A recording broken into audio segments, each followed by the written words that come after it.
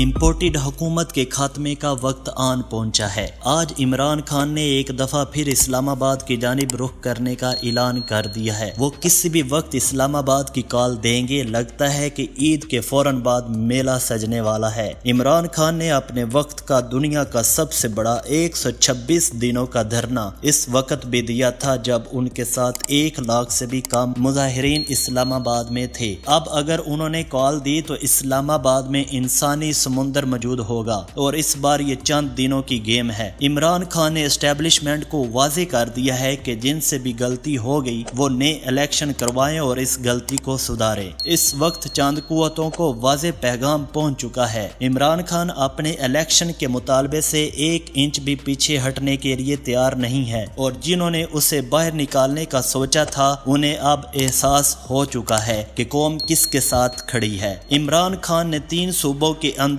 تاریخ ساز جلسے کر کے اپنی مقبولیت پہ ٹھپا لگوا لیا ہے۔ عمران خان کے حالیہ تینوں جلسے پاکستان کی تاریخ کے سب سے بڑے جلسے تھے اور گزشتہ روز لاہور میں انسانی تاریخ کا سب سے بڑا سیاسی پاور شو کر کے انہوں نے اس نئی تحریک کی بنیاد رکھ دی ہے۔ انشاءاللہ امپورٹڈ حکومت اب چند ہفتوں کی مہمان ہے۔ جمہور نے اپنی آزادی اور خودداری کا تحفظ کر دکھایا ہے۔ انشاءاللہ اب سب فیصلے ریورس ہوں گے۔ اس بار عوامی مزاحمت کے سامنے ہر قوت کو جھکنا پڑے گا۔